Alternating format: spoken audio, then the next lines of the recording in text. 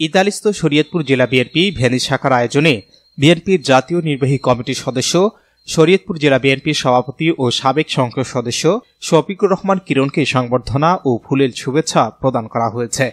স্থানীয় সময় শুক্রবার ভেনিস বিএনপি সভাপতি আব্দুল আজিজ সেলিমের সভাপতিত্বে এবং ইব্রাহিম সর্দার ও আকবর খানের যৌথ পরিচালনায় সিনেমা ওয়ারা মারঘেরা হলরুমে এ সংবর্ধনা দেয়া হয়। অনুষ্ঠানের শুরুতে পবিত্র কোরআন তেলাওয়াত ও দলীয় সঙ্গীত পরিবেশন হয়। প্রধান অতিথি ছিলেন শফিকুর রহমান কিরণ।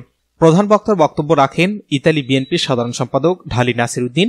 বিশেষ অতিথি হিসেবে উপস্থিত থেকে বক্তব্য রাখেন ইতালি বিএনপির সিনিয়র সহসভাপতি হালিম খান সহ ইতালি বিএনপির নেতৃবৃন্দগণ এবং ইতালির প্রভিন্স বিএনপির নেতাকর্মীরা উপস্থিত থেকে বক্তব্য রাখেন।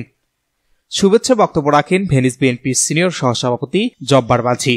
এ সময় উপস্থিত ছিলেন ভেনিস বিএনপি, যুবদল ও স্বেচ্ছাসেবক দলের নেতাকর্মীরা। বিশেষ বক্তা